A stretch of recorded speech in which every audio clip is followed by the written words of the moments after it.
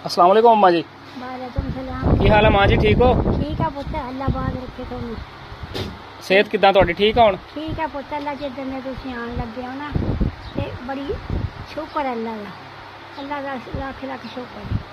जेह्ड़े भाई घलदे ने अल्लाह उन्हां दा भी भला करे, उन्हां दा भी लख लख शुक्र। अल्लाह उन्हां दी जोड़ियां कायम रखे, अल्लाह उन्हां दे बच्चेआं नूं तंदरुस्ती दे, आमीन अल्लाह उन्हां नूं आप तंदरुस्ती रखे, अल्लाह इदों भी ज़्यादा दे दे। आमीन।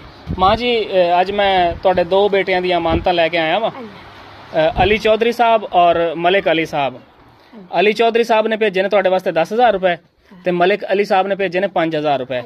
15,000 रुपए उन्हां दी तरफों कबूल करो अल्लाह बाद रखे जी, और उन्हां वास्ते ढेर सारियां दुआवां कर दिओ। मैं तो बड़ियां करदी हां बेटा, बहुत करदी हां। अल्लाह उन्हां नूं बहुता देवे, अल्लाह उन्हां नूं सत सत हज करावे, अल्लाह उन्हां दे बच्चेआं नूं तंदरुस्ती देवे, अल्लाह इदों भी ज़्यादा देवे पुत्त। आमीन अल्लाह बहुत देवे, अल्लाह उन्हां नूं तंदरुस्ती देवे, अल्लाह सेहत देवे, आमीन अल्लाह मियाँ बीवी जोड़ी कायम रखे, अगले बच्चों को तंदरुस्ती देवे, तैनूं भी तंदरुस्ती देवे पुत्त, मेरे बेटे नूं भी तंदरुस्ती। आमीन। मेरे बेटे दी अल्लाह मुड़ के आवे।